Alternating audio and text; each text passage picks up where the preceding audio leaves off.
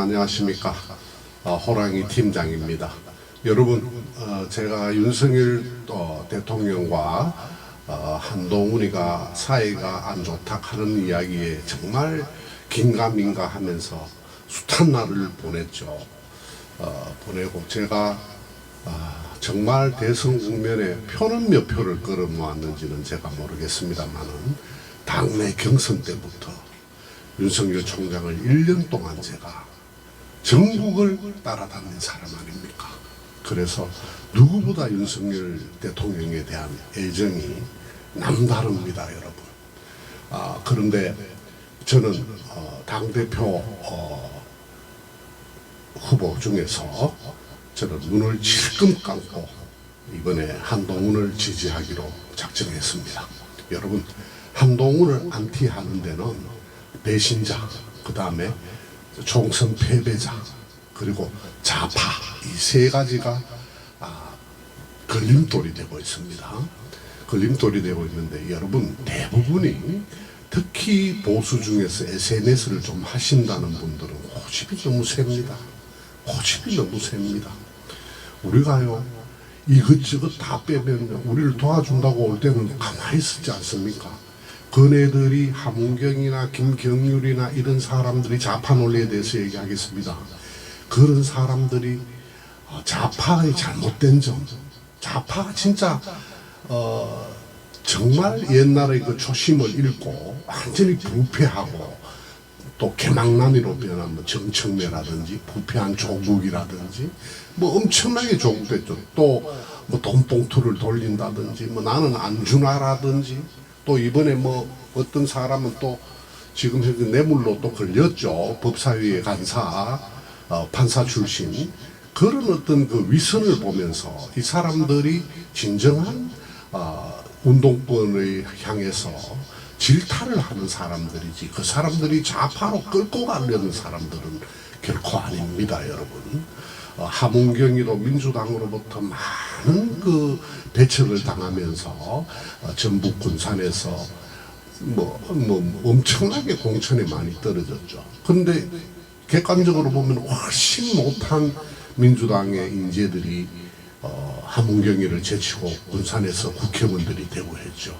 그 친구는 작은 횟집과 또 고기 도매상을 하면서 서울대 물리학과 출신이죠.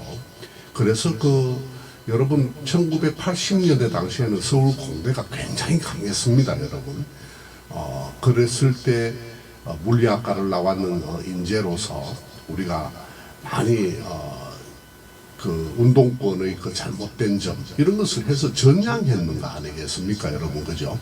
그러니까 우리의 외연을 넓힌 데는 이것 빼고 저것 빼고 차 띄고 포 띄고 우파 아니다, 진정한 우파가 아니다. 진정한 우파로 우리가 지금 현재의 인구 분포상 그리고 젊은이들의 좌파하는 경향, 정교조의 영향, 이런 영향으로 인해서 노총, 노조 이런 영향으로 인해서 우리가 우파만으로 올곧이 이길 수 있다면야 누가 그런 사람들 누구 싶겠습니까? 그러나 현실적으로 선거에 지고 나니까 대통령은 식물 대통령이 되고 지금 아무것도 스스로 법을 만들어서는 정책을 펼 수 없는 그야말로 반피되기 30% 대통령 아니겠습니까? 그러니만큼 한보 양보해서 좌파 논리는 불을 꺼주시는 것이 좋다.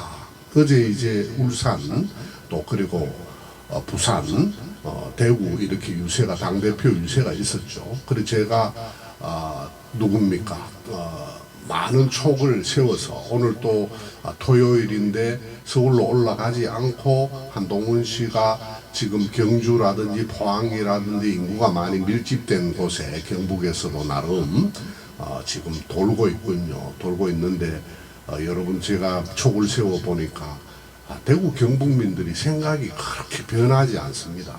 근데 선거 과정에서 원희룡과 충돌하면서 확실한 어떤 그 잡을거리가 있었느냐, 그게 없었다는 겁니다. 그리고 특히 우리 당원들은 윤석열 대통령과의 관계에서 누구나 당정 관계에 약간의 긴장도가 형성되는 것은 사실인데요.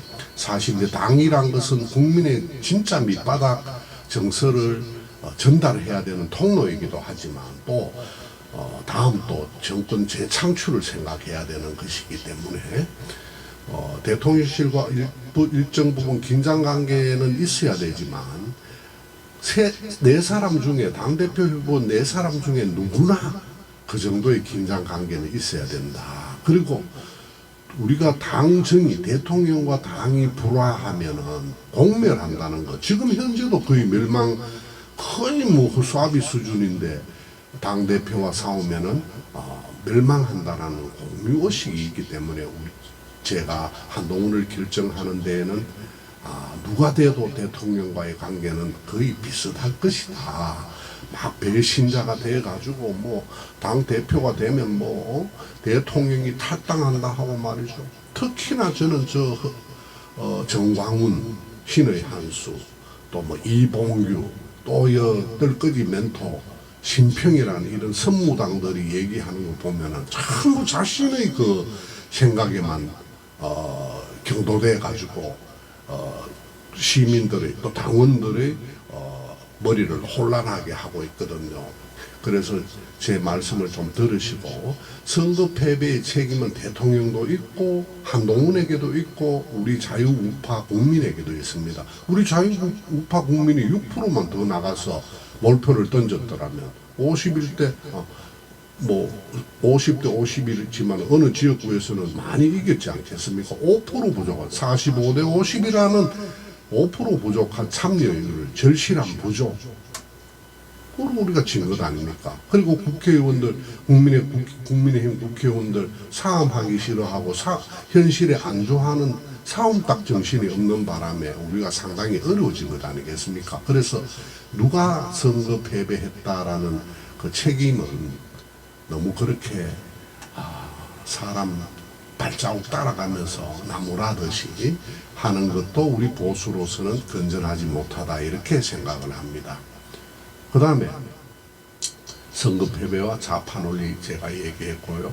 또 그 다음에 말씀드릴 수 있는 것이 선거 패배와 좌파 논리 또 그리고 배신자 제가 얘기했습니다. 배신자 논리는 당대표가 되고 나면 자연스럽게 그것도 극복하지 못하는 한동훈 윤석열이라면 미리 내려오는 게 낫죠. 그래서 싸움에서 보수를 공멸로 간다. 그 다음에 왜 그 문재인과 그거는 우리가 한번 찬찬히 따져봐야 할 그런 것이 있습니다. 여러분 사람이 완전히 완벽할 수는 없지 않습니까? 그래서 우리가 외연을 확대하고 국민의힘에 없는 개혁정신과 사움딱 정신 이거 정말 필요합니다. 이거 부족해서 우리가 갈증을 느끼고 맨날 불만하고 힘들어하고 또 낙담하고 했지 않습니까? 이런 것을 한동훈에게 맡겨봄으로써 우리 아까운 원희룡 국무총리도 있고 우리의 자산으로 또 대통령 후보로서 군림할 것입니다.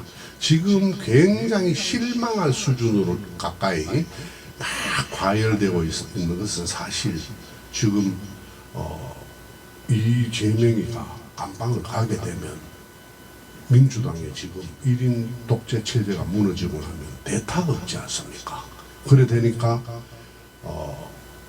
국힘에서는 지금 대표 자리를 걸머쥐는 것이 꿰차는 것이 대선으로 가서 승리하는 지름길이다 이렇게 판단을 하는 것 같습니다. 후보들은 그렇기 때문에 굉장히 과열된 그런 것이 있습니다. 사실 있는데 당원들이 너무 안티를 해서 마치 다시 안 볼 사람들처럼 해서는 안 된다 이렇게 보고요.